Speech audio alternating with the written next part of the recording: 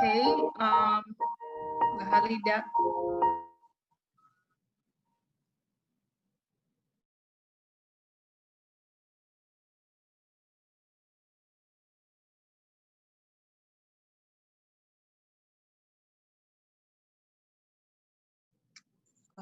Hi.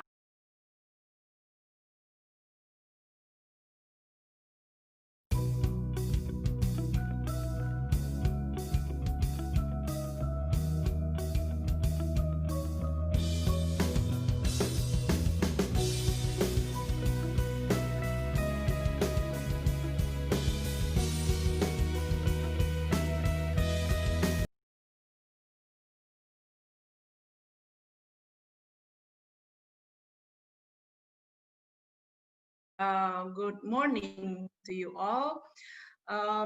Thank you for registering in this webinar and welcome everybody.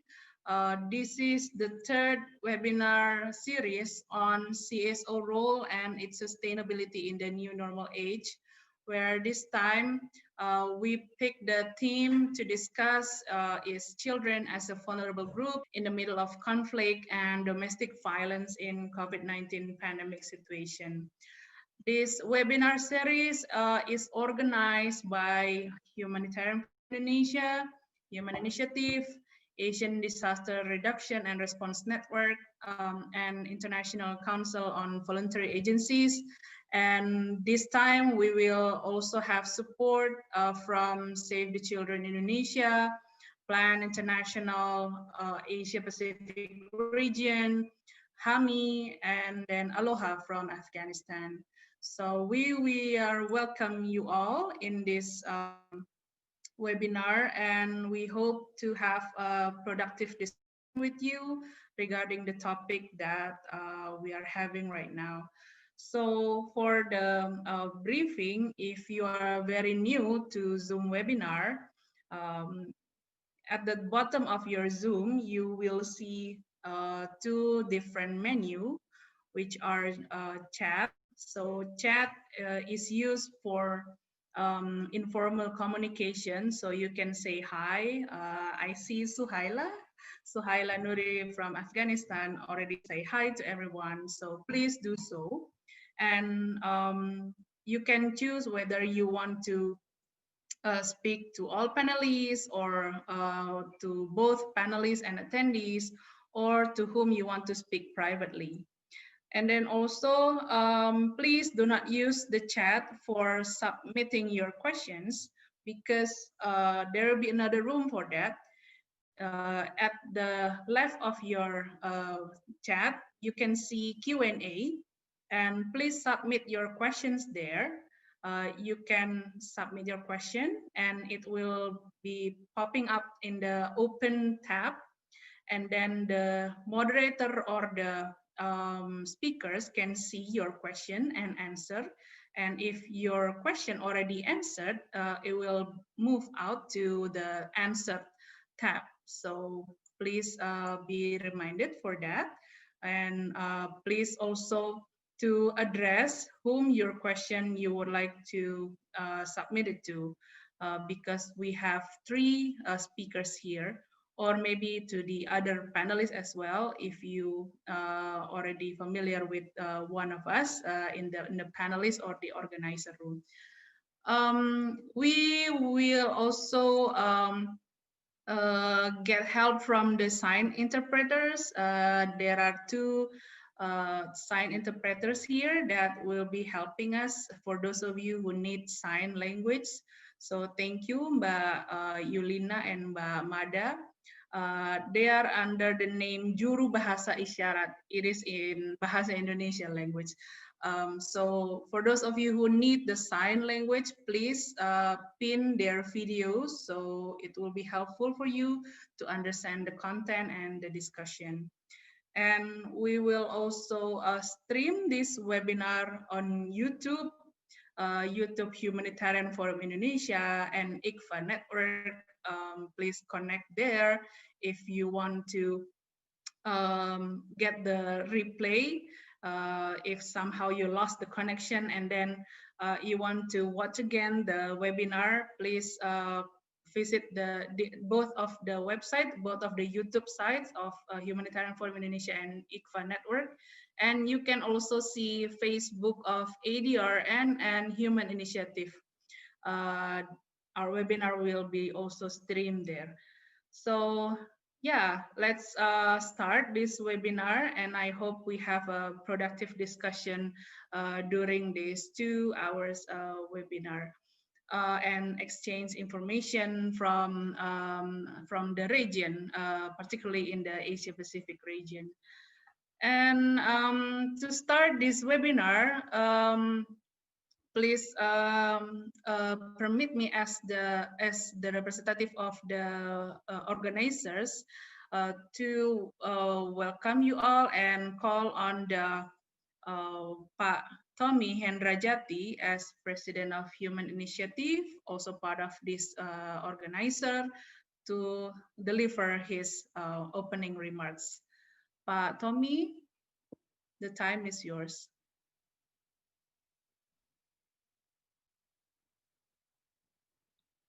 Thank you, dear. Very good afternoon for the speakers, moderator, partners, and participants. We are pleased to have this webinar. It is the third series of webinar, which is a joint collaboration between International Council of Voluntary Agency ICFA, Human Initiative, Humanitarian Forum Indonesia, and ASEAN Disaster Reduction Network, supported by the Save the Children Indonesia, Plan International, HAMI, and Aloha. Talking about the children, always interesting because they have their own work full with the smiling, laughing, and also they can express their imagination and activities borderless.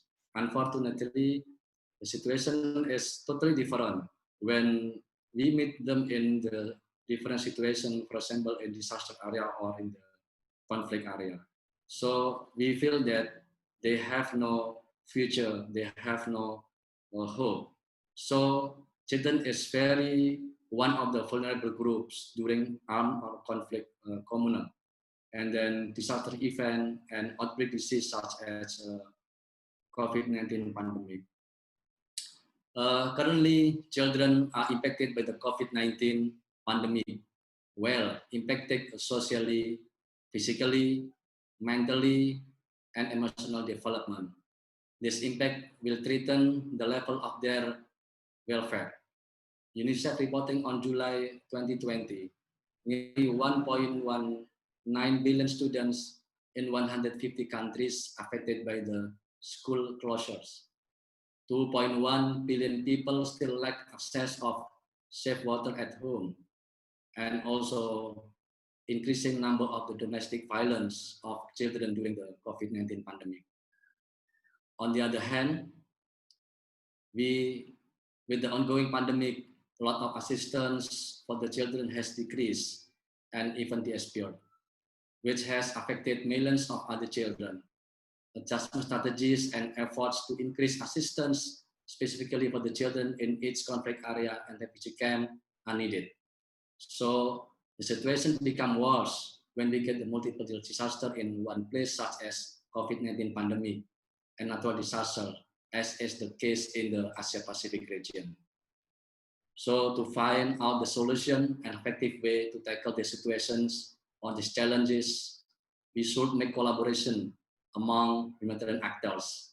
At least we can exchange experience, learning, also on ideas. From that, we can do shortcut of assistance in better way and also to reduce the impact. So collaborative actions is very important now. As a humanitarian actor, Human Initiative is taking benefit from that strategy. Collaborative action is mandatory in our organization. And also the child protection is one of the pillars of our main program in our organization. So it is time for us to get input from diverse perspective from the different organizations, from the different countries in the region on child protection issues. We are very lucky today because to have very smart moderator, Mr. Rembet, my mentor in humanitarian, and also valuable speakers, Ms. Vanda, Ms. Samira, and Ms. Fatime, who have rich experience in the field. We hope we can enjoy these webinars and don't hesitate to exchange your experience, your ideas, because it is very important for us today. Last but not least, thank you so much for the partners and all parties who support these webinars. Do not miss the next agenda in October and November. Thank you and see you again. Thanks deliver to you, Day. Thank you, Pak Tommy, for your remarks. So I quoted a bit of your sentence, your statement that collaboration is the key for humanitarian actors to cope with the situation towards the children at the case of domestic violence and conflict during this pandemic situation. So thank you for your notes. Please stay with us at the end of the webinar so you can also join to the discussion as well. Thank you, Patomi. Thank you.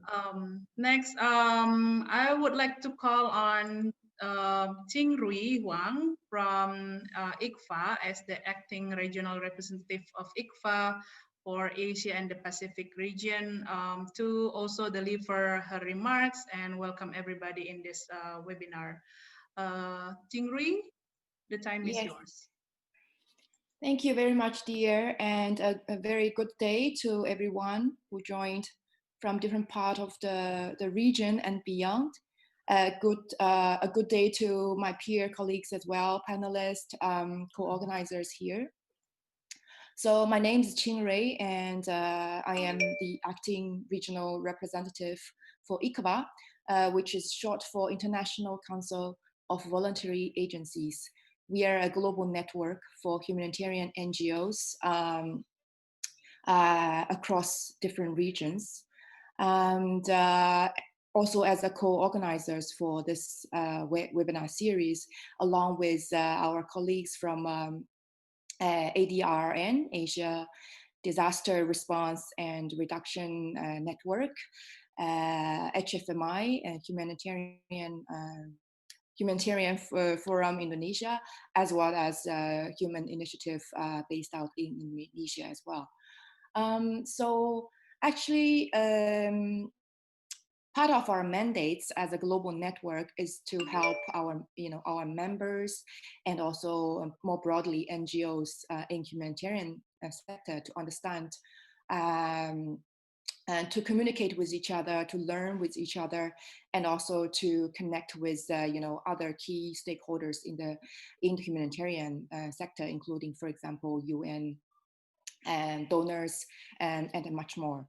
So before the pandemic, actually, during previous humanitarian response, large part of the work was really focused on connecting NGOs with with UN sector, with other INGOs, to understand for example the guidelines for certain work, including, for example, guidelines for child protection, for disability population and beyond. But since the pandemic, we have really observed that the communication and also experience sharing has largely taken place between the NGOs themselves, and for the very visible reason that in almost all the cases, the traditional pattern of international surge to help humanitarian response just simply doesn't work in a pandemic situation. It really gives us a very big opportunities and also very good platform for for more local led NGOs and national NGOs and national NGO networks to learn to deal with difficult situations and therefore come up with their own solutions and experiences. And therefore this webinar series is really made for that, to to help NGOs in this region, more local-led NGOs, to exchange their experiences. So since August, as Tommy has mentioned in his remarks, we have organized 2 webinars, and this is the 3rd one. So the first one, we really focused on the broader challenges and also opportunities for NGOs in the pandemic, and then also post-pandemic in the new normal situation. The second one, we narrowed down a little bit to talk about more operational and management issues, and also resolutions to that for NGOs during the pandemic. And the third one, we decided to further narrow down the theme to focus on children protection issues, simply because we think this is really key important issues during pandemic, which really deserves a close look at, and deserve a exchange between different NGOs in the regions. Tommy has give a very good introduction in terms of how severe the situation is. Therefore, I would not repeat, but I want to simply add that during the pandemic, what is also more challenging for the children themselves, for the NGOs who support them, is that we also face, especially in Asia region, double disasters. For example, a earthquake hit, or a flood, or other issues that facing on top of the pandemic situations. So today we really have 4 great people, including Victor as the moderator, along with 3 great panelists from very difficult situations, mostly in conflict situations, to talk about issues in depth.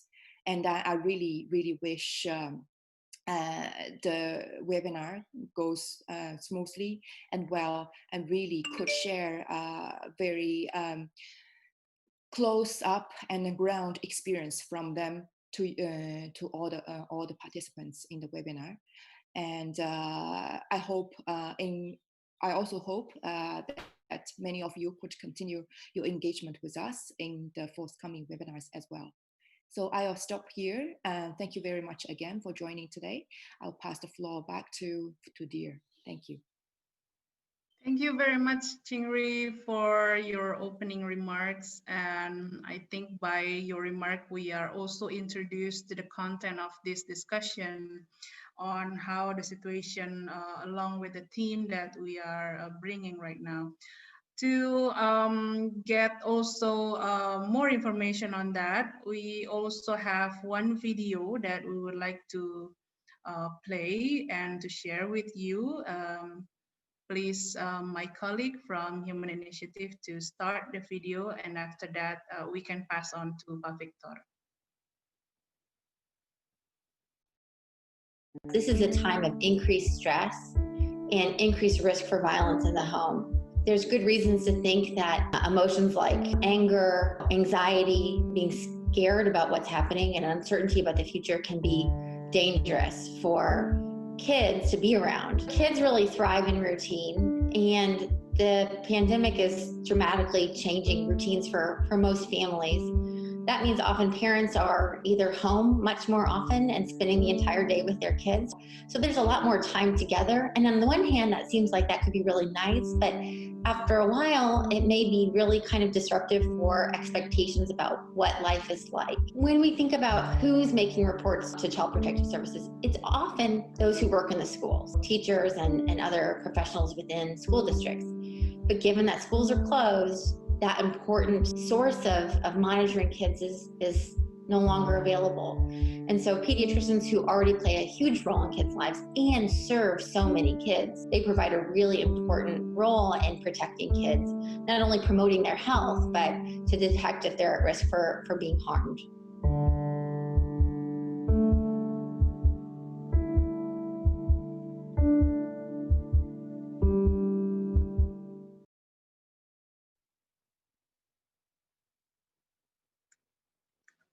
That is the short video that you have watched. So I will pass on this discussion to Pak Victor Rembet. He is the project director of disaster risk reduction at Save the Children in Asia. He will lead us into the topic that we are bringing today with the three other panelists. So hopefully we can have more productive session. So I hand over to you, Pa Victor, and the other three panelists. The time is yours.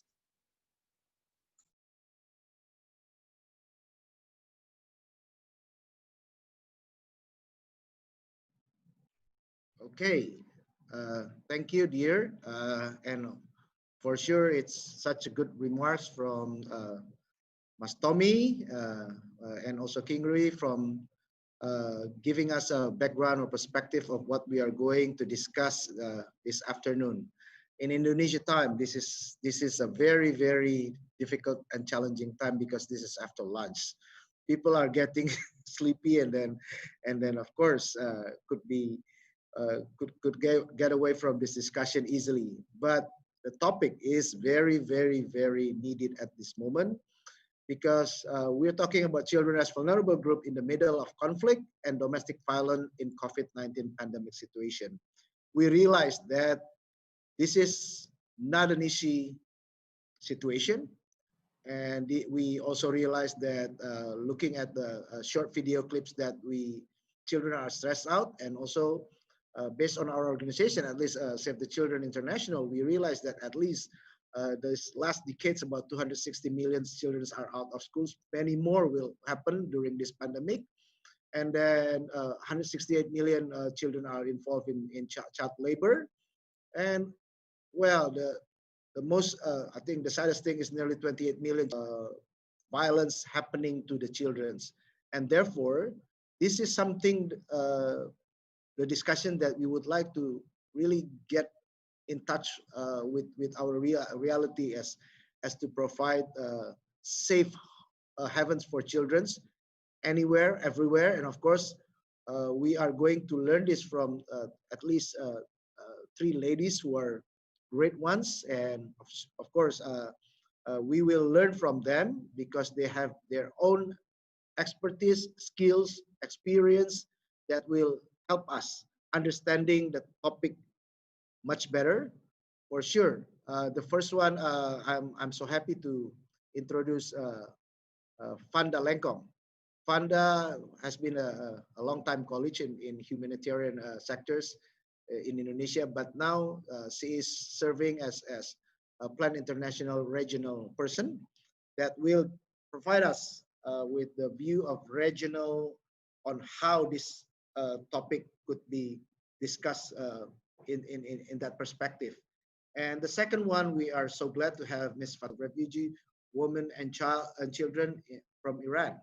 Thank you so much for joining this. We are looking forward to hearing about your country and especially your work, and then well, mainly to focus on this topic of children's and violence, especially in the pandemic era.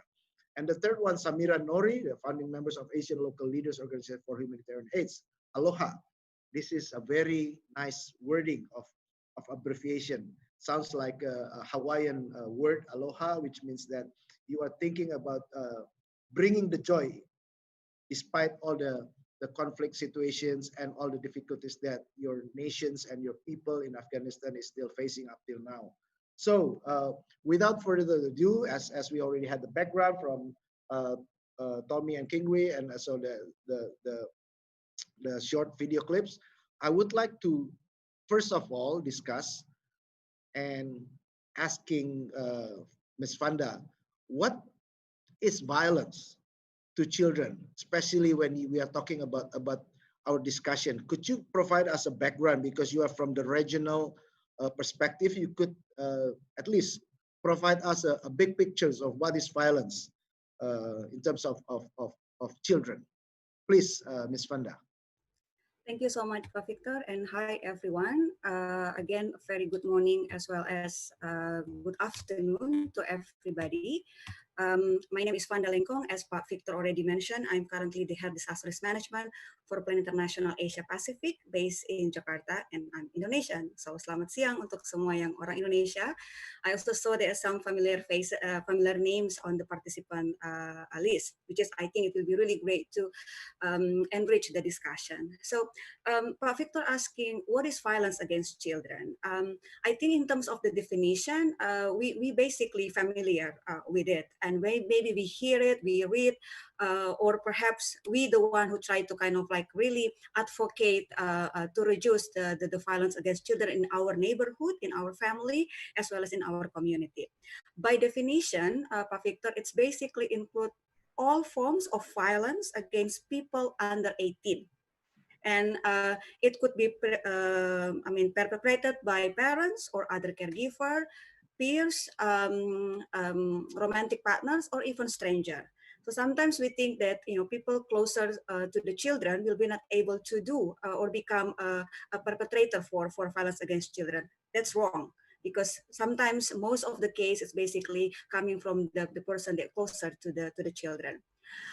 So by definition, according to the United Nations Convention on the Right of the Child, as well as also other definition, WHO, UNICEF, and other agency, it could be formed at four main subcategory, Pak Victor.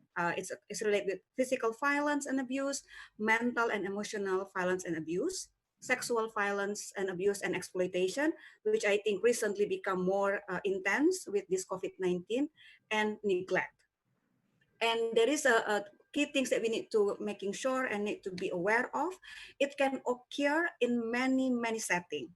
It could be happen at home, school, community, and even over the internet. I would like to basically mention that, the violence against children is not only happening in emergency situation. It's basically worsening in emergency context. Because in normal situation, we already facing this, as what you mentioned already, the data, some in your remarks. UNICEF data, like in Ebola crisis back in 2014, 2016, it basically, because of the crisis, it spiked child labor, neglect, sexual abuse, teenage pregnancy, and even like double 14,000 times in Sierra Leone. So what happened with COVID-19? I don't want to kind of like just talking theory. So I putting here in the front of you, if you can able to see my screen, there is a one voice, one comment from a girl who from Vietnam. What she basically tell us in our document, hear it from the girls when we start doing the survey. She said that during the pandemic, at least he know there are two girls gotten married because of the pandemic. And why? Because they would like to release the new economic hardship of the parents. So this is could be also include into the mental and emotional abuse by the children, because they might not ready, and it could be lead to teenage pregnancy and etc. So the next few slides, just to sharing some concrete example on the main key component that I already shared before. Violence online, and this is something that now become very crucial that we need to take into consideration. In the Philippines, there are some data that the government recorded 4 times as many online abuse from March 1st to 24th of May from the period of last year because of the pandemic and people stay at home. Parents cannot able to really look after and provide protection to the children, because maybe some parents they don't really know about internet or be familiar with internet. What about at home? And this has become something that sometimes we think that we are not doing violence, but we basically do. Yesterday, when I prepared this presentation, there is this viral video. I'm not sure whether Indonesian colleagues saw that. There is one mother trying to kind of like helping the children for study online, but she make it live online on Facebook. And then she basically like beaten the child to making sure that the child able to understand how to mention about the Pancasila in the front of the video. And again, domestic violence, I mentioned some data here in India. you can able to see the number, how increased the child helpline in India when they receive the call about abuse and violence, and 30% is basically related to children. Physical humiliating punishment, lack of access to safe space because children now study from home. And this is something, another one, that concrete example, mental health and well-being. So there are a lot of like children, especially girls, issue the well-being, as we already see also on the video that been shared before. So I mean, we are not just talking about the fact that surrounding us, but globally this has become an issue. These are some of the example of the number statistic in addition to what Pak Victor already mentioned. I think Chingrui also mentioned a little bit, and Pak Tommy. So WHO released a document in June 2020, estimated that 1 billion children aged 2 to 17 years old experience physical, sexual, and emotional violence and neglection in the past year. And since the COVID-19, it could be increased. And again, the violence against girls and women, particularly on domestic violence, has intensified. I will not go through in detail, but just to really show you, these are some statistics that really give us some concrete consideration why we need to think through and be mindful about child protection, as well as how to address violence against children. I'm ending this just by also putting here a comment from Suci, is a young girl from Kediri village in Indonesia.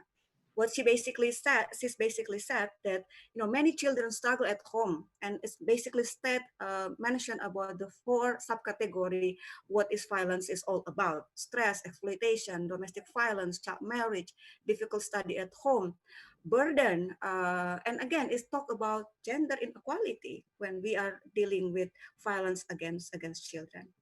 I'll stop there, Pak Victor. All right. Wow. It really is a challenging time for us, especially for children. Thank you so much for your explanation. It is, we are, I mean, not just organizations who deals with child protection and child right, but every one of us, uh, having been exposed with this information and data by Fanda, we realize that things are not easy at this point. Uh, well, thank you for the last one. It says something from a child in Kediri area, which is, we probably thought that this is not going to happen in a peaceful area. I'm now in Kediri actually, but it seems like everything peaceful, but it is not really is. And then of course from other areas we would like to hear. So that's why at this point of our discussion, we would like to hear from, first of all, from Fatima Asrafi from Iran case. How big has been the increase in violence against children after the COVID-19 pandemic? We already know, we already spotted some area. There are already some data, but this is the questions that really hits to your area. How big has been the increase in violence against children from Afghanistan? You could add on or sharing a different experience from your side. Please do.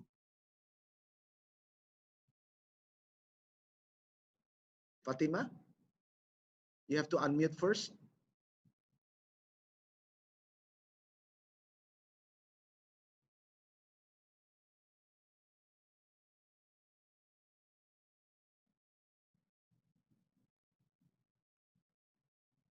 Give good Okay, afternoon.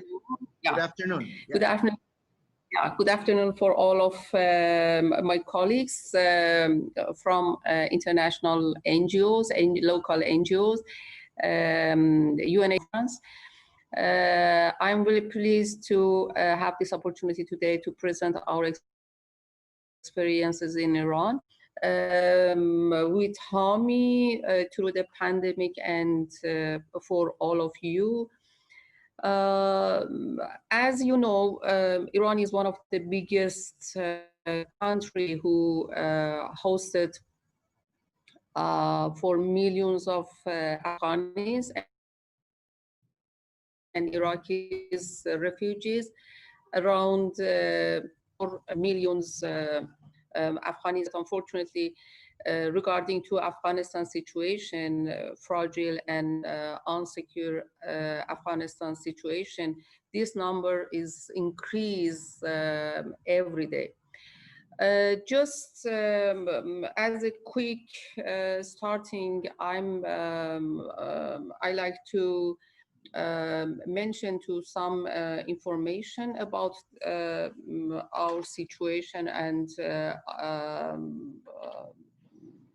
some facts about Afghanis refugee, particularly and undocumented people.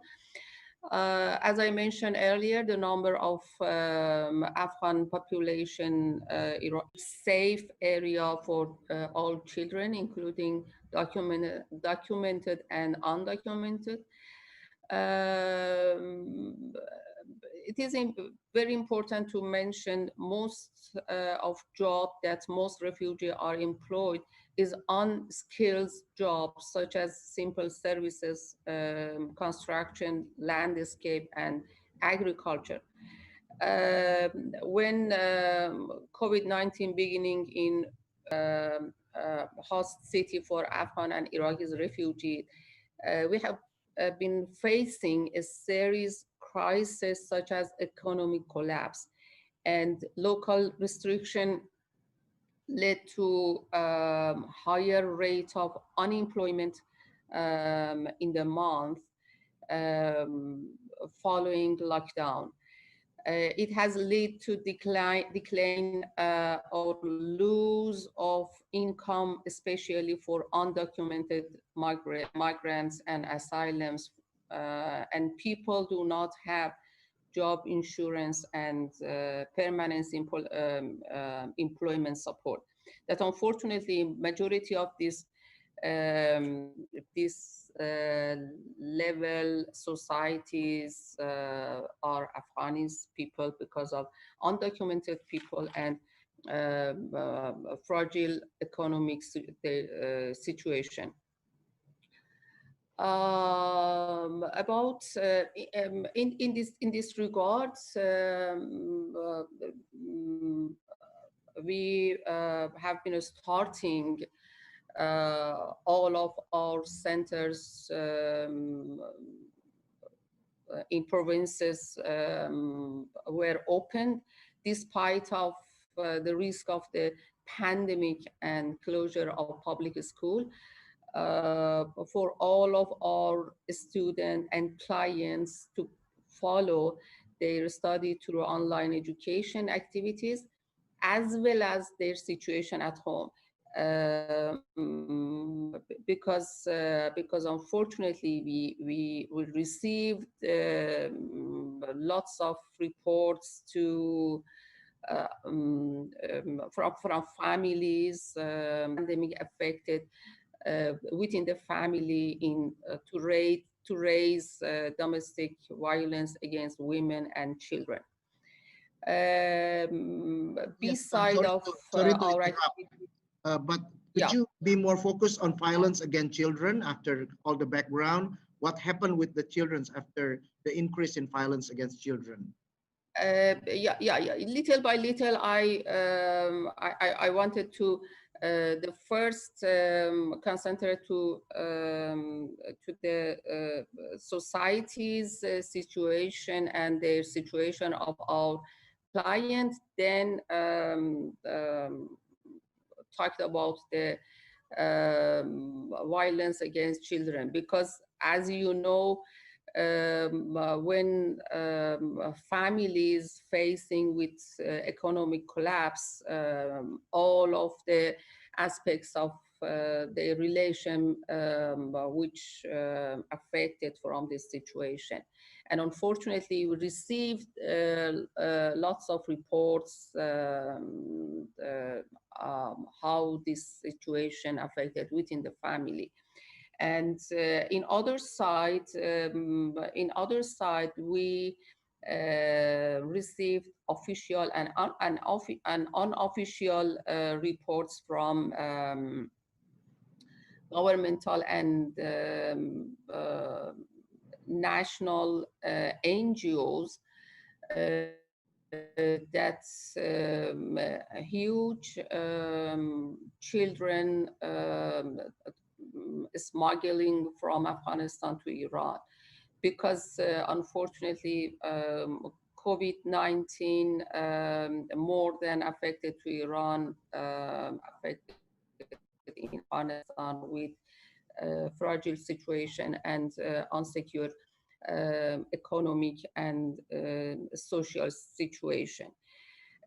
Negotiation with government and public organization that how we can support this kind of children. It was very important for us, as well as right now it's very important for us to cover and protect and recognize this kind of children that trafficking from Afghanistan to Iran. Okay. All right. And Yes. sorry? So is the typical or the most violence happening to the children in your area because of the refugees or what? We are mostly working with refugees communities, and Okay. and of course our um, Because of the reported trafficking you mentioned, yeah. You mentioned of the yeah trafficking, so yeah. trafficking and beating, and in some cases families push their children go to street for work. Recently we received an official report which knows more than 85% of child street and child are coming from the Afghanis community. Okay. And you know, living or working at the street is one of the dangerous situation for children, and make them as the Vulnerable. violent social violence against children. Okay, thank you, Fatima. We need to move to Samira to provide her perspective from Afghanistan. At least we already heard from you that the escalations of violence, both inside in their home or outside on the streets, are happening to children's when you try to really focus to help them. Okay, we would like to hear from Samira at the moment. Uh, your perspective on your area on these escalations of children and how they are exposed. Please do. Thank you, Victor, and thank you all the panelists, and thank you, Vinda, for a good presentation that start like share every issues that more of the challenges is really same in Afghanistan, like violence against children increase. The same in Afghanistan, as already Afghanistan was impacted by the mounting political and insecurity already hit, and before pandemic, while during the pandemic, Afghanistan hit hardly by this, and even the half of the population was under the poverty line. When the pandemic happened and occurred, the poverty line increased more of that. And as mentioned by Wanda, that most of the violence against children in Afghanistan, that we had a survey, and most of the survey showed that the child marriage increased in Afghanistan. Child labor, like most of the parents that they do not like their fathers were mostly relied on the daily wages, and they worked for daily, and then they send their children for working on street to receive money. But unfortunately, when they couldn't provide enough food for their children, so they try to sold out their livestock, and after, when they just sold their livestock and finished the money, and then they start to sold out their asset. And these things like made the children to be more in trauma, to be more in need of psychosocial support.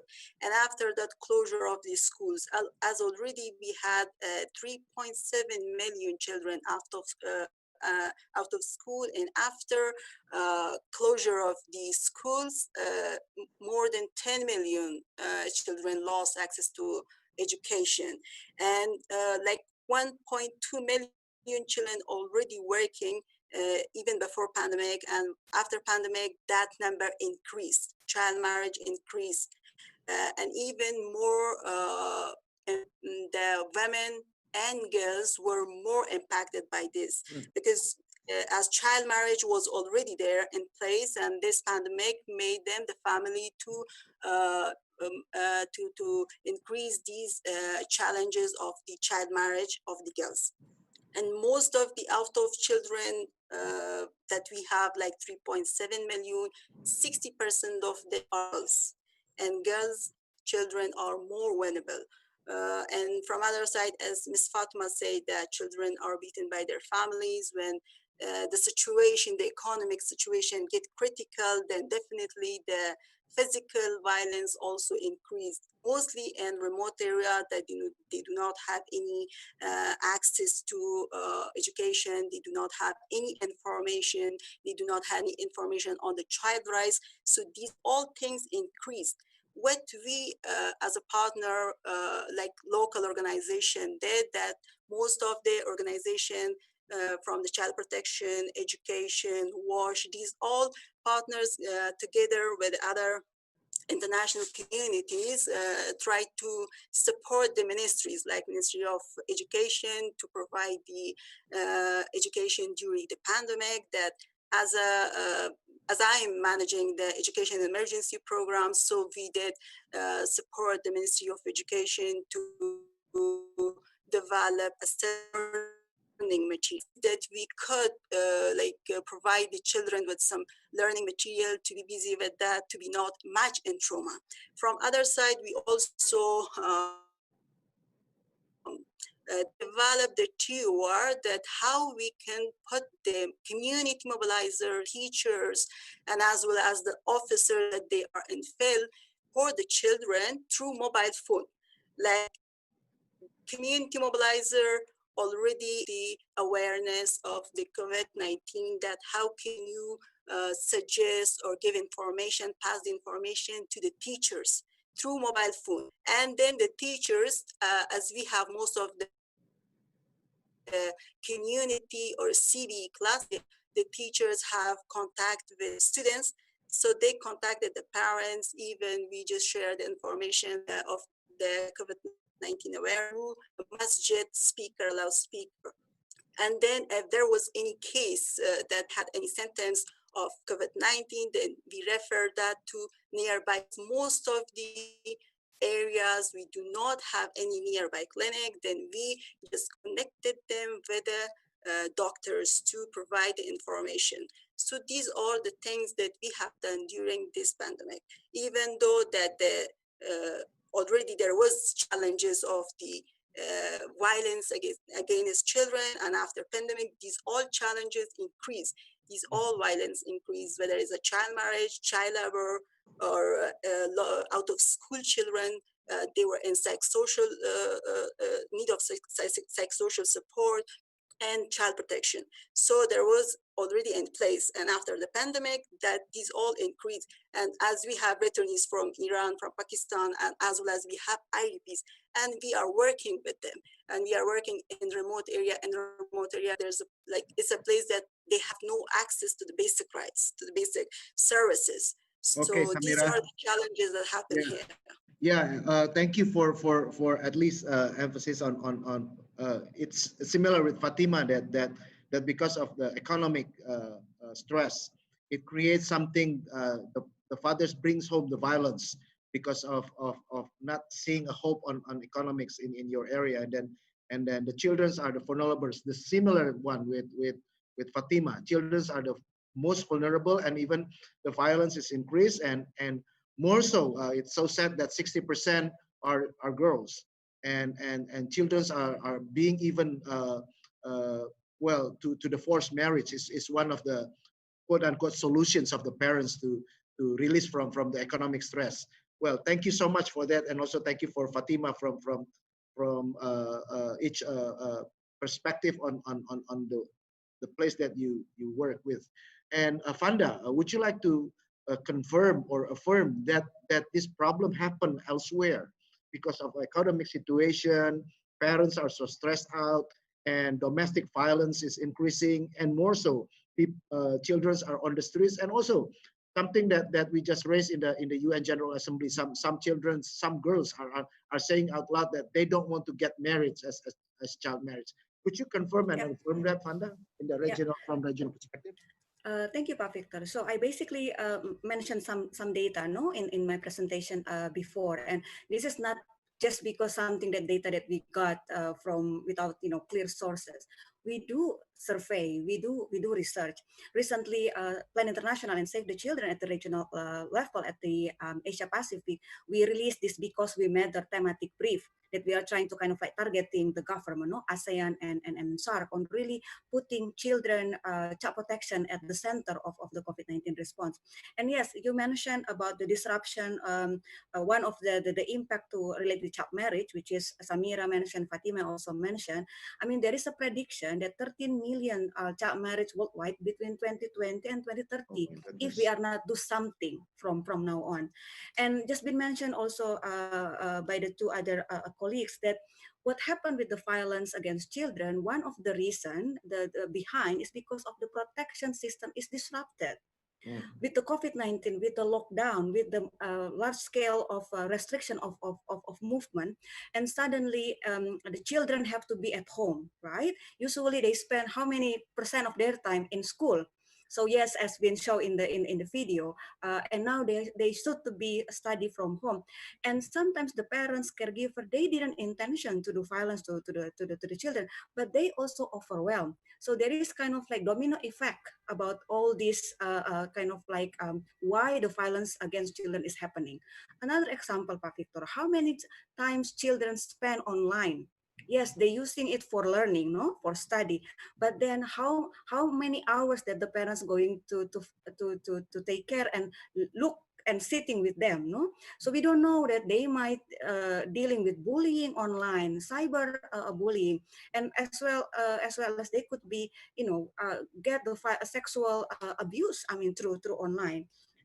And the economic impact, yes, definitely. From Asia Pacific region, in number of countries, I mentioned India, I mentioned Philippines, even Cambodia, this become a issue about how the impact of economic with the parents, with the caregiver, is really worsening the violence against children, not only for child marriage, child labor, already been mentioned by Samira, but also sometimes burden in the sense of to the girls, the children, boys and girls, but mainly to the girls, who is being asked to the parents to do more cooking, do more cleaning, do more collecting of water. Boys, yes, some of the boys also in certain contexts been requested to do so, but usually the first chosen one is the girls. Myanmar, not to mention, yeah, they are dealing not only with all this flooding, with all this situation there, but also what happened with people in the camp and what happened with the Rohingya population in Bangladesh for now. So yes, it is really, really clear, pa, and then I mean there is number of study been mentioned not only from Plan and Save the Children, but also study from the UN, UNICEF. WHO and Plan International in the UNGA basically just really presenting about this halting lives. We speak to 7,000 girls in 14 countries, and the finding is more or less the same as what we already heard. So really, really very important to really address this issue, and we need to walk the talk. And yeah, thank you. Great. Well, you're adding some of the causes. Actually, the second question that I would like to dig deeper is what causes violence against the children to increase in a pandemic situations. Fatima already mentions about because of the lockdown, and then people could not go anywhere, and then because of that, because living in the refugee situation with you cannot go nowhere, and then the pressure is there, and then also Samira even.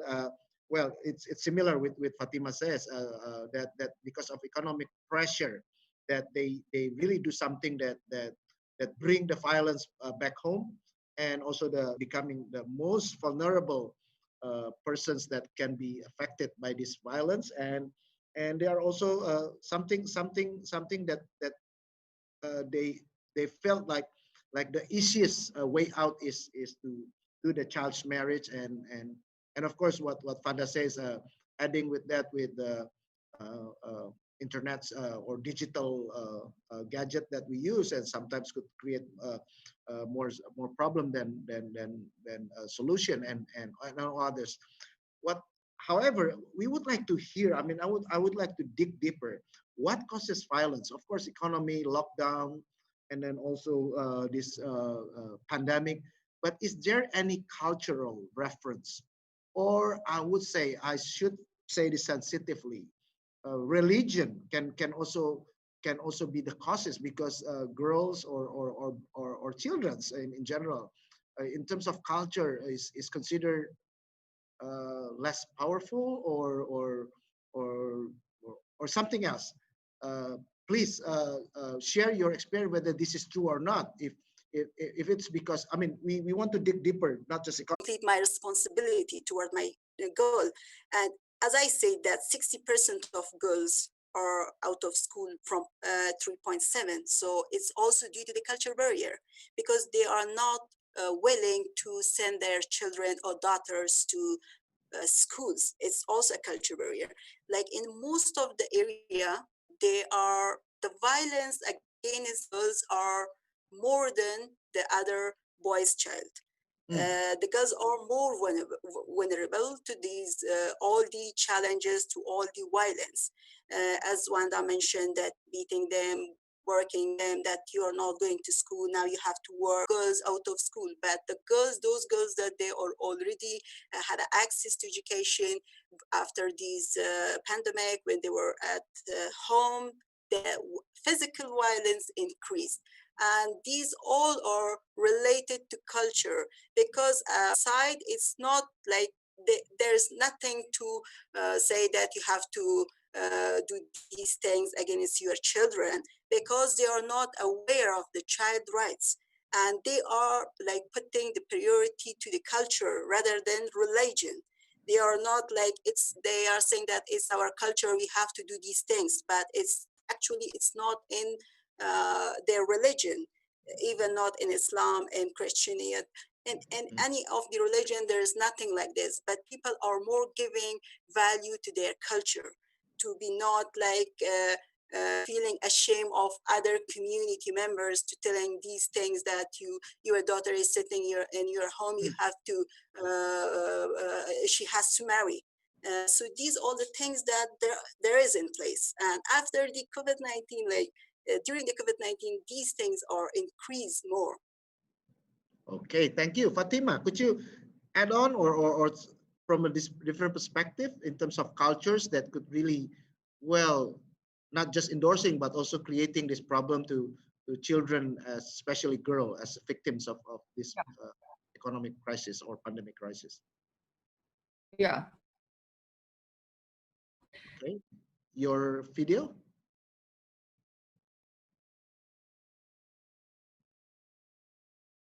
Fatima?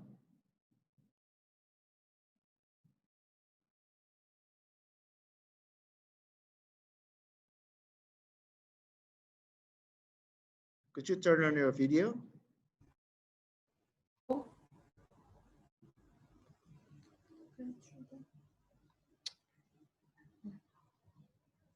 Hello? Yes, I can hear your voice, but not your video. Unless because of the connection is not good, it's okay for you not to turn on your video. Go ahead and just.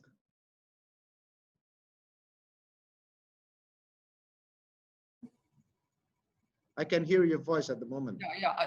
Okay, I'm sorry. Good, yeah. As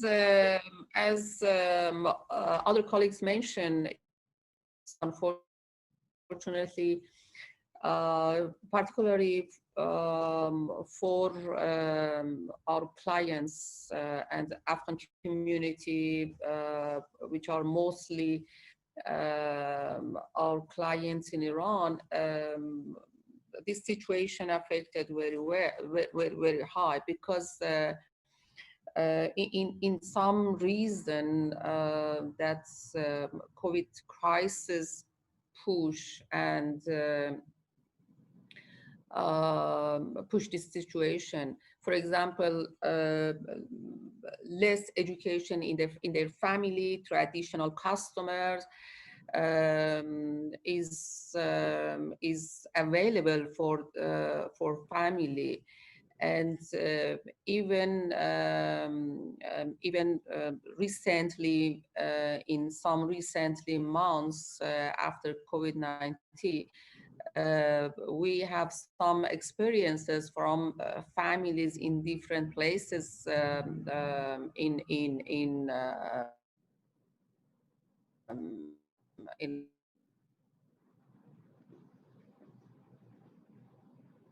area. For example,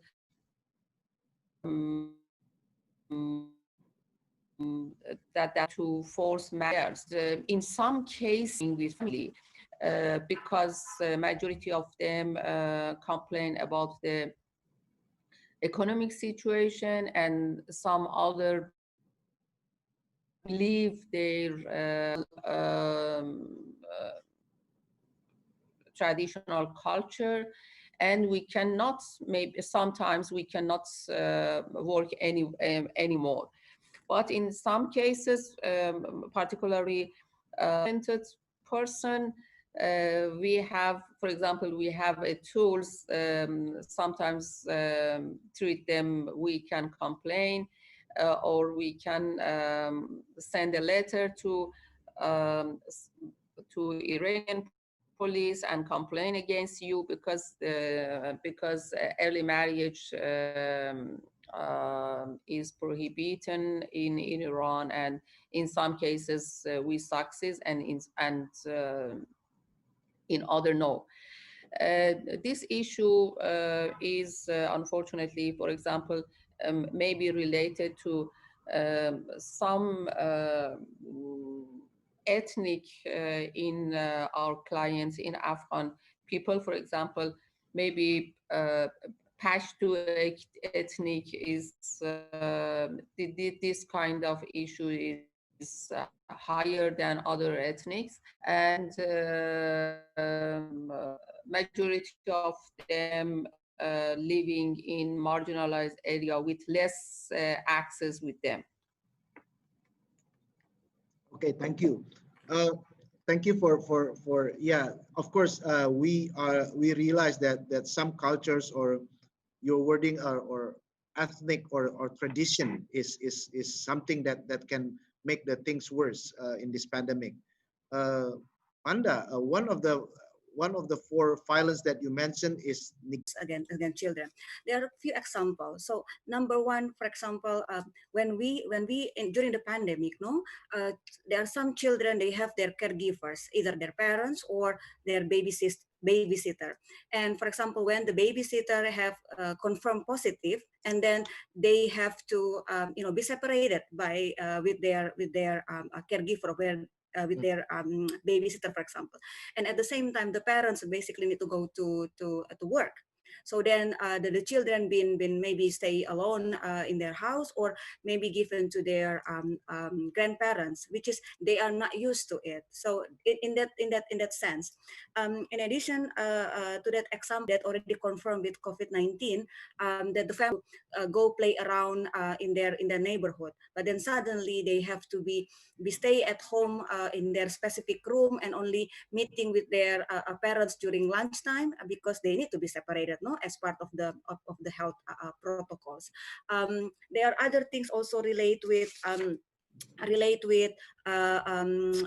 intimidation that they can able to receive. So neglect, meaning that the children been not with the parents or not with their caregivers, and also sometimes because of the, again, relate with the economic impact. So they've been taken out from their routine, right? They usually go to school, they have their friends, and suddenly they've been neglected. They've been just alone by by themselves, and there is a lot of Yeah. it is connected one to each other Yes, basically. you mentioned about internet violence.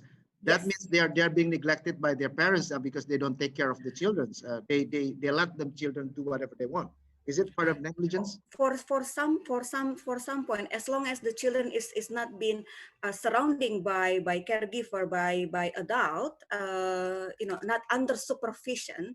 I Mm. mean, that's a very simple of looking into it. But neglect per se, I mean, it could be also go into deep into relate with stigma, relate with discrimination, intimidation, that for example, when a children also been neglect, especially in the refugee context, right? When they separated by their with their parents at their hometown, and then the children is basically in the camp, and Okay. nobody is taking care of the child. So it could be another example how it could happen. And the restriction of movement, you mentioned in the beginning about how they flee from home. Some children are basically they are alone Oh, yeah. without any supervision from the adults. Yeah, Yes, that's creating more violence actually. Yeah, thank you. correct. Yeah, I'm so glad to hear from Fatima and Samira that despite cultures could be the one that creates more violence, but still say positively about religion. That's a good thing because well, there have been a discussion that if religion is not a problem, it's a solution, or vice versa. It's if religion is not a solution, it's then a problem. So in the fourth, I mean, in the third questions, what efforts are meant to reduce violence against children? Does anything could give a way to find a solution, especially from a religious perspective on your area, which we realize that it is not easy, or any other way that you could explain. Uh, I would like to address this first to Fanda, because from the regional perspective first, and then after that Fatima and Samira could answer, because this is a good thing. If the culture, we live in a broken world, the cultures is probably different, and then because of the stresses, of course the cultures is neutral, but it could be positive, it could be negative. And then what efforts are made to reduce violence against children? Fanda, could you explain from the regional perspective first? Okay, thanks, Pak Victor. I think, I mean, there's already a lot of effort. I might start with, bringing the connection from the previous discussion. I think collaborating with the religious leader, community leader become a key, because I believe, yes, culture, religion can have giving some influence, but the education and access of the information to those leaders, either it is from the any kind of from priest, from imam, if they didn't know exactly what is child right, what is violence against children, maybe they not intentionally to do that, but because they don't know, so they continue to keep it the practice for sure. So it has become important to collaborate with them. In Plan International, one of our effort is basically to strengthening community-based child protection committee. Mm. And again, this is basically a member of the community. So it's not always the solution coming from our end as an NGO, as a donor. No, it's supposed to coming also from the community. The second one is involve the children itself. We're not always able to see them as a victim. We have to see them as part of the solution. And of course, age matters. No, we will not asking the 5 years old a child, girls to be part of the committee. No, so it's need to be age appropriated as well. So involve them. And there is a lot of example in Plan International during COVID-19 how we work collaboratively with the children, adolescent, girls and boys as part of risk communicator. In Philippines, Pak, they go around with the bandilo, it's almost like a becak, like tricycle, and then they giving information about what is COVID and how to prevent and etc. And also even relate the child marriage, and also how to save using internet. Indonesia also the same. The third point is related with education. As we mentioned, one of the cause is children drop school or they have to learn online. How many children able to access distance learning properly? So we need to making sure also that the access to distance learning, not only using internet, but is there any other alternative, low tech, affordable? So like radio programming or even using handy talkie, that's kind of thing. So again, working with the education practitioner and education system. The third one is, the campaign and then case management when related with sexual violence, emotional abuse, making sure that there is a very clear child helpline, gender-based violence helpline. Then the caregiver or the people who working in it been trained as well how to deal, how to provide psychosocial support. And last one, I think for me, is parenting, Pak. Parenting is become important. We need to work with parents to ensure that they know what are the right of the child and how they're going to able to take care, and provide basically support to making sure the economic of the parents are still running. So cash voucher assistance, economic empowerment need to also been done. And Plan International done it in a number of our country offices. Yes. Okay. Well, for sure. I'm sure that Samira and Fatima could confirm this, because at least three things that you mentioned, Vanda mentioned, that could happen. The efforts is of course a community-based effort, and that also could include religion. And one of the best thing that Vanda just shared is to include and involve children in decision making processes. In the case of Indonesia and my organization, we try to make the forum anak or a children forum start from national, provincial to district, and even to the village level. Does that happen also in your area, Fatima? That well, collaborations in the community level as an effort to make this thing, especially involving religious leader, cultural education online and educate and present education.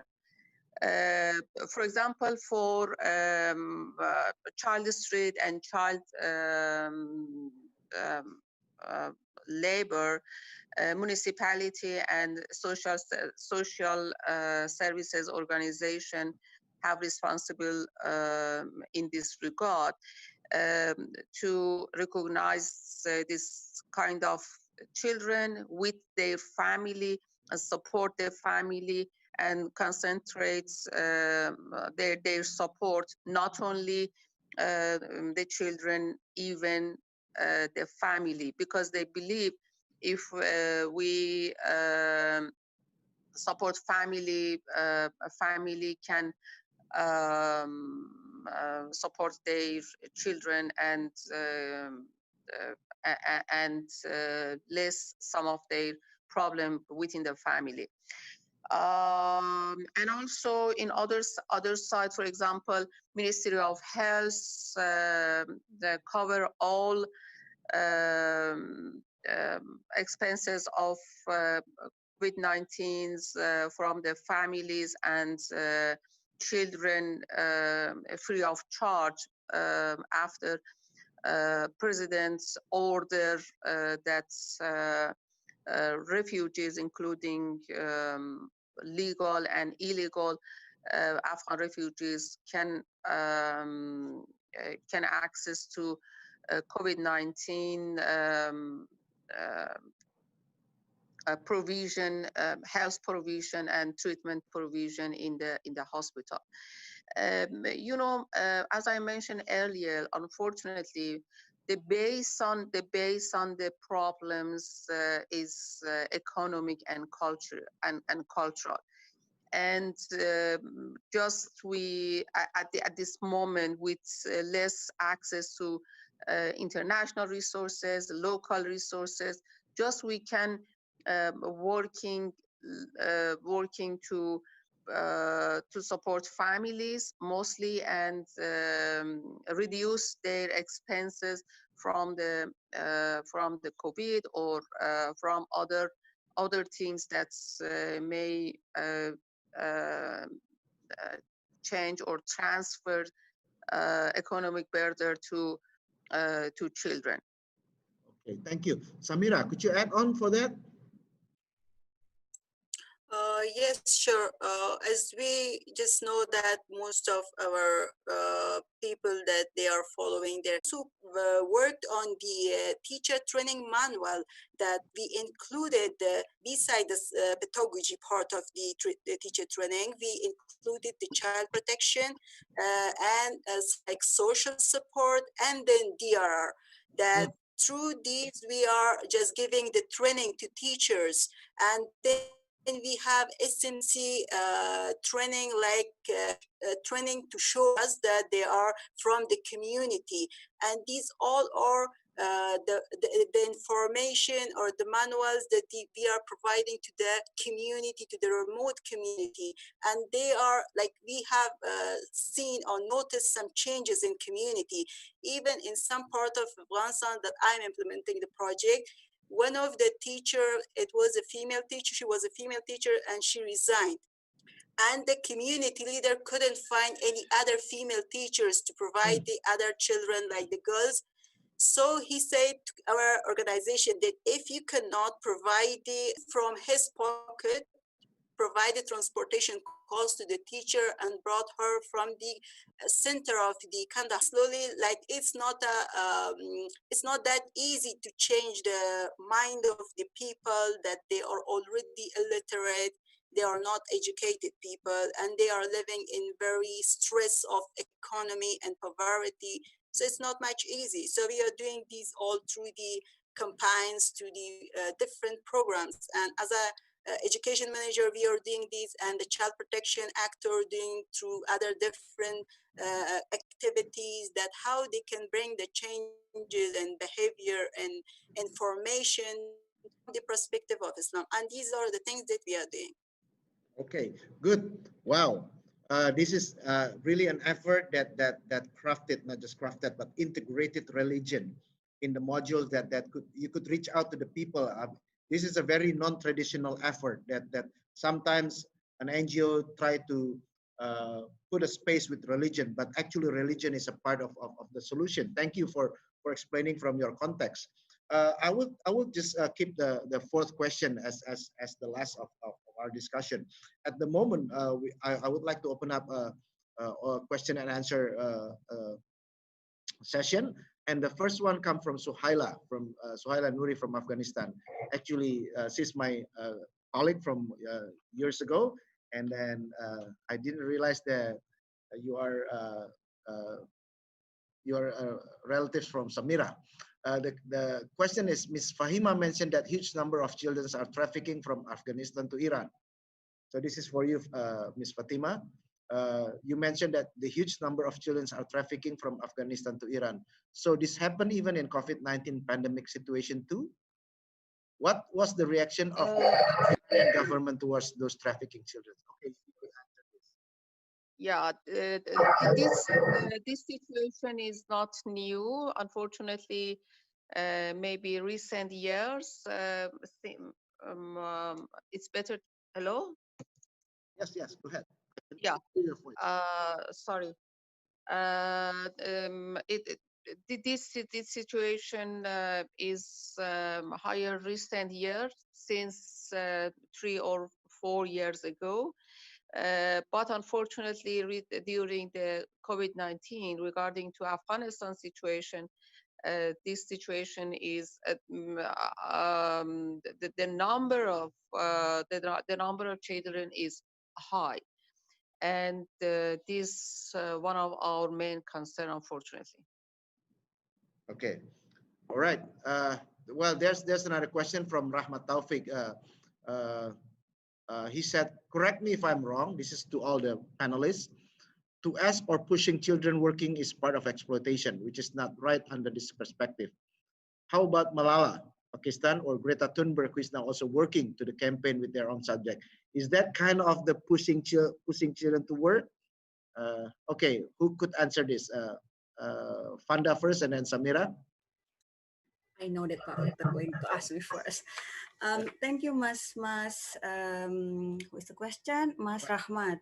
Interesting question, and it's not easy also to answer.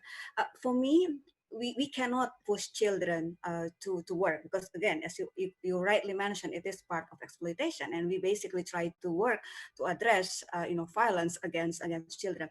What Plan is from Plan International experience and our practice, we are not pushing children. We work collaboratively with children, and I already mentioned, age appropriated as well. That's why there are number of stages, steps that we are doing. There is this ladder of participation of children. It's 11 ladder of participation of it, and then from just like bringing children as a tokenism, like be there but not really as what he want to do or she want to do, up to really, really empowered. So a plan, I mean, we are trying to really walk the talk and making sure it is part of empowerment and not kind of like pushing. That's number one. You mentioned about Malala and Greta. From my personal point of view, not bringing any of my organization, from me, I think what happened with them, they are bringing their own case first. I mean, it is coming from them. Malala been shot in Pakistan when she is really campaigning for education. The same with Greta Thunberg. She the one, what I read from the book, because I read her book, that it is based on her intention, her perspective, want to do that campaign, and then how many times that she is alone in the front of the office building in Sweden, and then suddenly it become a movement. So I think I see Malala and Greta is not part of exploitation, but it is coming from their way as a child, as a girl, to come to see what they can contribute to the subject, to the education for Malala, as well as on the climate crisis for Greta Thunberg. And I think now when they become bigger, for me, we have to blame the adults who try to politicize it, but not themselves. That's from my personal point of view. Over. Okay, Samira, is there anyone that's something like that in your area? Oh, well, as Wanda said, that we are not trying to push children to work, but regarding the Malala, it's like we are always trying to motivate children to take part in positive activity, but that doesn't mean that we are pushing children into work. It's kind of that every human being, like climate change, that she is doing campaign for that, or Malala is doing campaign for the education. And currently, like most of the least developed countries, like Afghanistan, Pakistan, they are receiving the fund under the name of Malala. And she is working for the girls' right and the girls' education rights. So this is something positive, and she is doing her efforts. And this is something positive that we should appreciate. And it's not that pushing her to work. It's a different than pushing children to work, and it's a kind of exploitation. So these are my thoughts. I don't know if Fatima and other colleagues have any thoughts. Okay. Well, Fatima, do you have anything to say about this?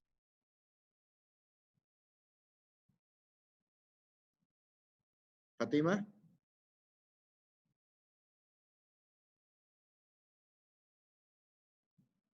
Okay. Well, actually, okay, now you. Hello. Yes, yes. Yeah, sorry. My colleagues mentioned very well about this very important issue. I think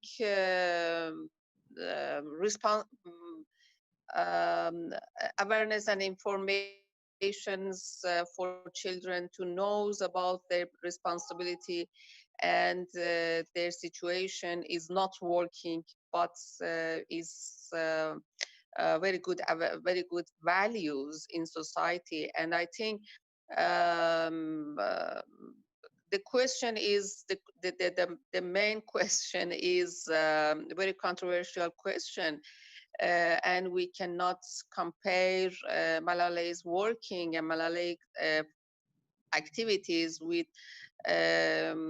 thousands of children have to work in the street in very unstandard and unfair situation. Okay. Yeah, it's correct, because we just cannot compare them just because they work. They work for values, and they work force child labor.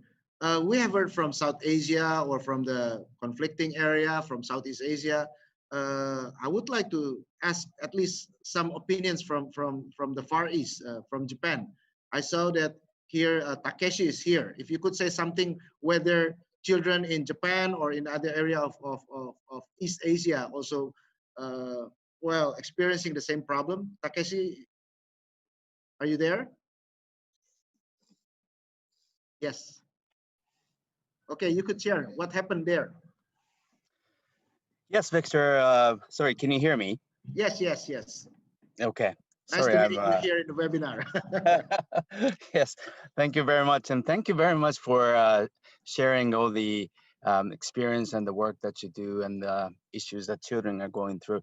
I think in many parts, including countries like Japan, there are significant consequences to to the to the children in terms of their opportunity for education being stalled, and um, you know, the relative poverty is also an issue in a society like this also. So some families can afford having this online environment for children so that their education don't get disrupted, but not everyone can do that. So the gap between the rich and poor has significant consequence to how much education children can receive during this time. In addition to that, there are heavy stresses among the adults. So that's what we also hear on the news, that I haven't really seen the official statistics so far, but the reports of violence within the household is also becoming an issue. So I think the issue is quite complex, but no doubt that the children in this part of the world is also being affected quite heavily. Okay, thank you. That means this pandemic has been well, has affected all children in all countries, and then violence is escalating both in the family, or even because of the school lockdown situations and in the society. And more so, we are now thinking about how, in this discussion, how we could really uh, uh, fight for the solution. And therefore, the last questions that I would like to ask each one of the panelists. This is a very important question, but please just answer it in 2 minutes each for the most. What are the challenges in reducing violence against children? If you could suggest, all the audience, what are the challenges? Because what if we don't know the challenges, of course we don't know how to do things, or how to uh, uh, or at least develop some efforts. So please do share in 2 minutes for the most, each participant. Whoever would like to start first. What are the challenges in reducing violence against children? Fatima, okay. If you are ready. What are the challenges?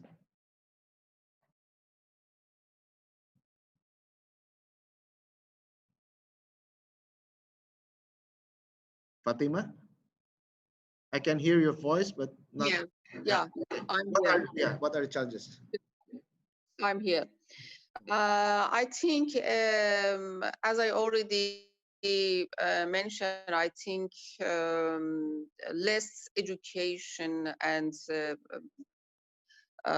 for the community is very important. For example, if you look at to different gap between child situation in for example, North country with South countries, you can find different and big gap between education system that how cover mostly uh, provide education facilities for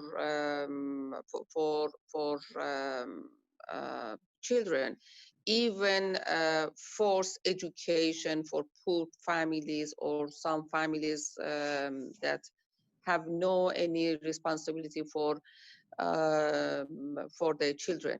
And also, I think the the rule of the rule of systemic protection for children is very important in the country. For example, if any standard and any systematic um, protection system there was or there is, look at the situation the children's situation very well. I think all of them may be related to each countries. For example,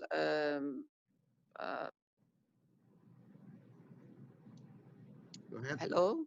Yeah, I'm hearing. For example, develop and the situation of the country to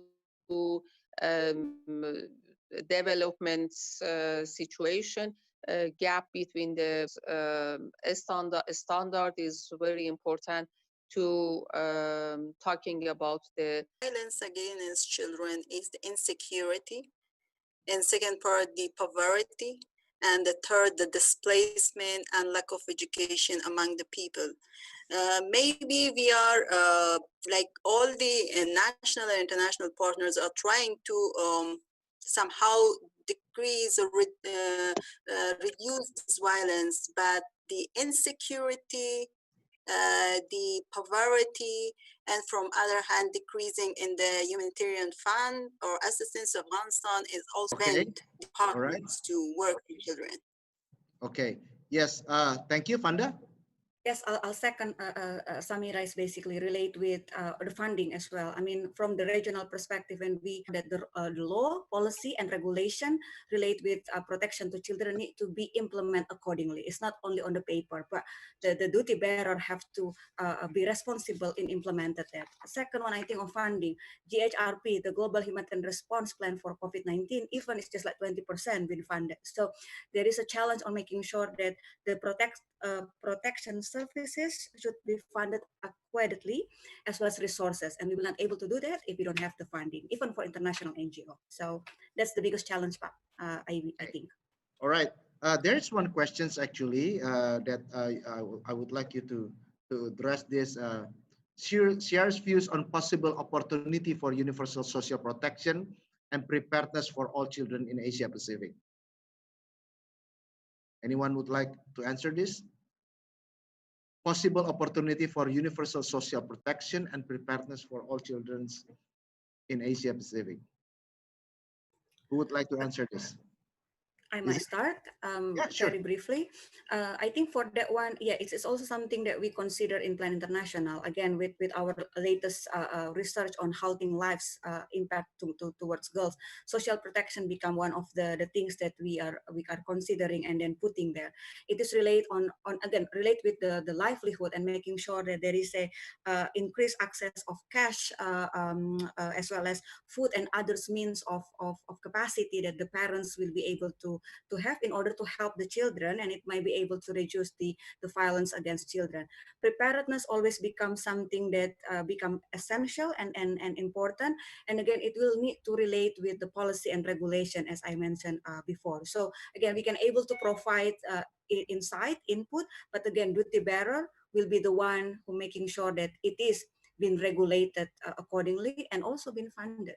Yeah, so advocacy is the keywords of this. Of course, in funding and then also influence, and to handle or tackle all the challenges that has been mentioned by Fatima, by Samira, and by you, Fanda, because it's a challenge of education, it's a challenge of poverty, it's a challenge of cultural negligence, and all other things that could really create or reduce the quality of children's life in our world. Of course, time is running out, and then I would like to ask each one of you, starting from Fanda and then Fatima and then Samira, to provide us with a closing statement that could really energize us to really do something on the children violence. Okay. Thank you, Pak Victor. Two things from my end. Number one, COVID-19 must not compromise the commitment to protect children. That's number one. And it cannot also compromise the progress that we already gone so far for child protection progress in Asia Pacific and in the world.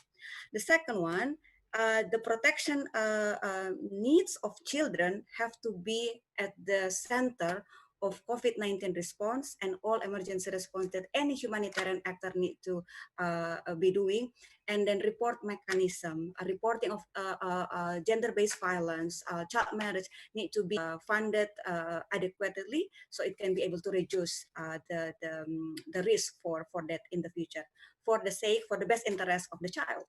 Thank you very much. Okay. Wow. All right. Good words. Fatima or Samira, your closing statement, please.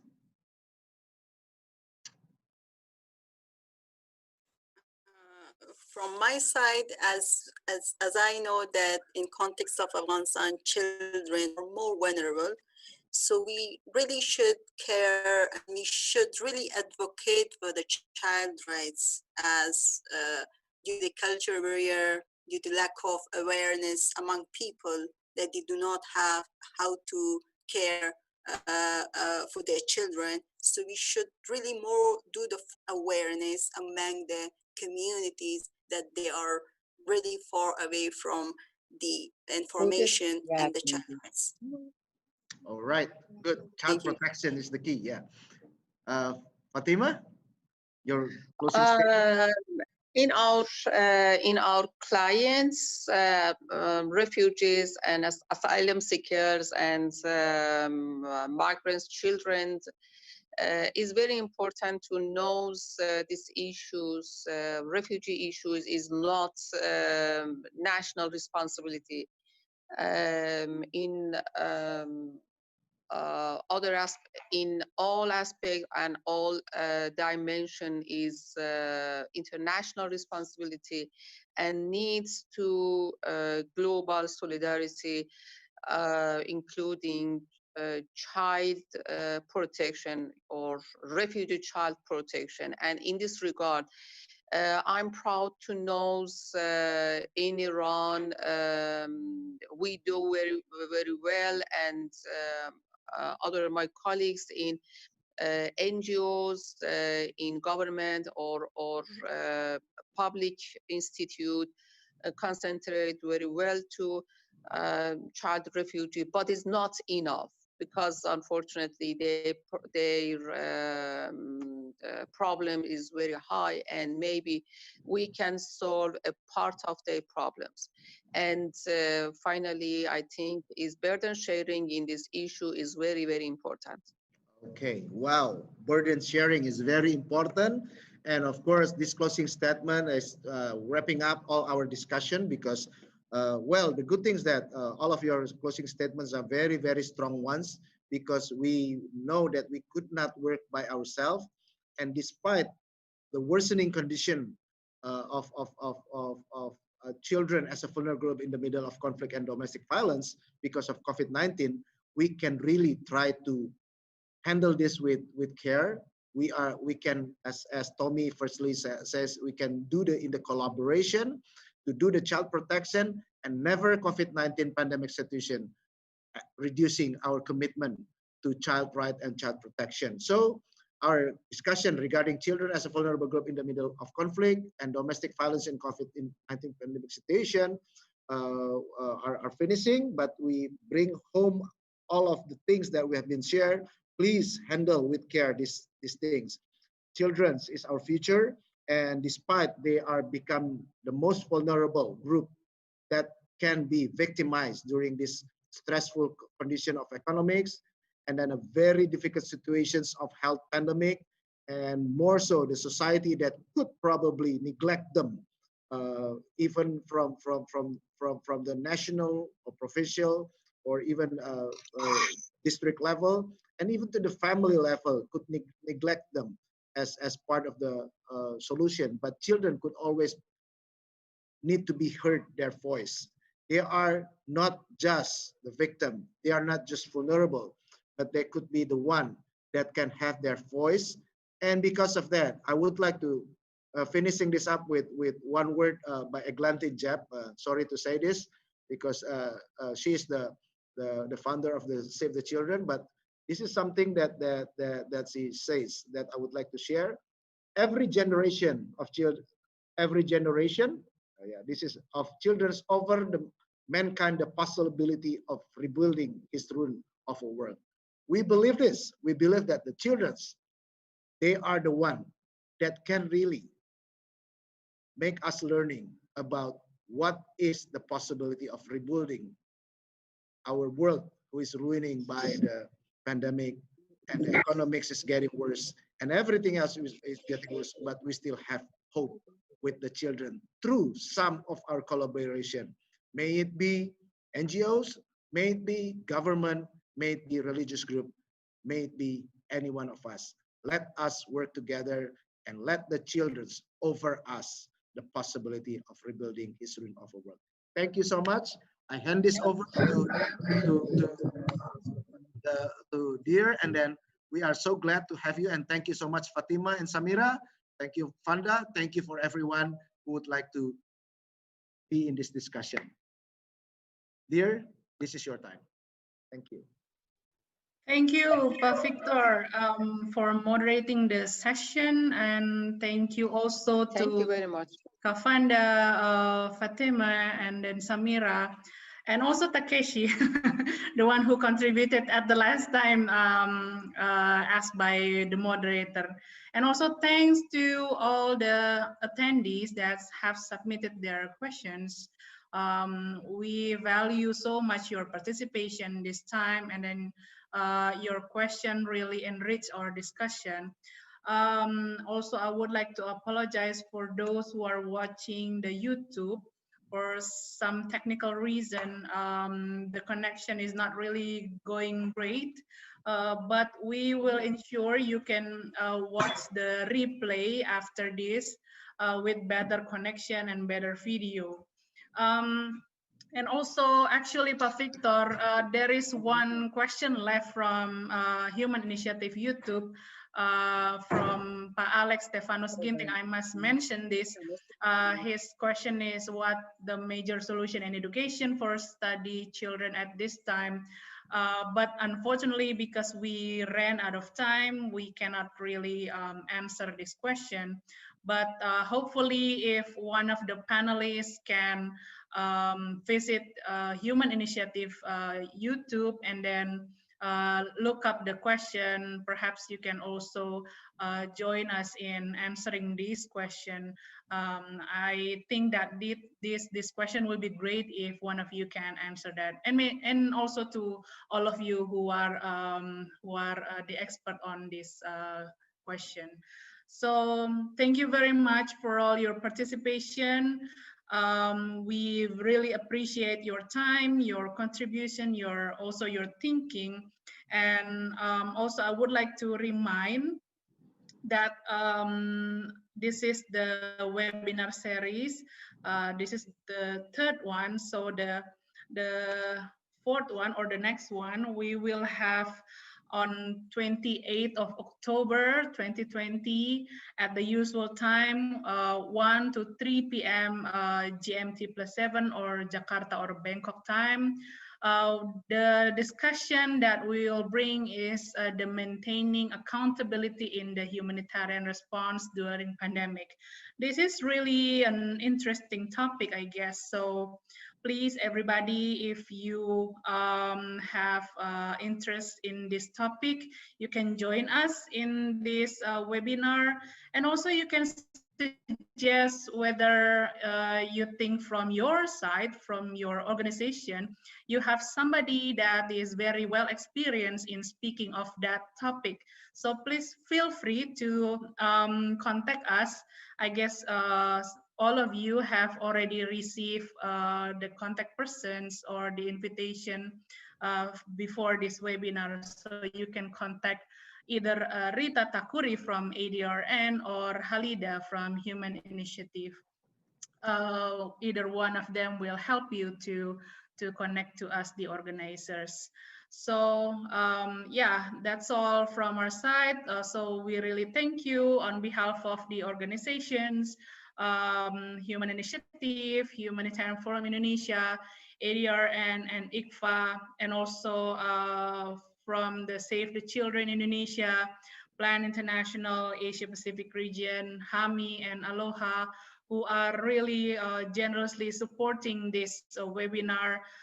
We really thank you for this productive session, and we hope to see you all in the next webinar where we can discuss and create more dialogue platform to CSOs in the region. Also thank to the two sign interpreters, Mbak Mada and Mbak Yulina, who you are really, really great. I know that it is not easy to translate from English to Indonesian and then to sign language. Yeah, but you're doing great. So thank you very much for your help. Okay, so thank you all of you. I guess see you next time on the next topic on 28th of October. Hope you have a good day. Stay safe, stay healthy, wear your mask, and then wash your hands and keep the social distance and always love each other. Thank you very much. Thank you. For the moderator, panelists, Pat Tommy, thank you very much also, Pat Tommy.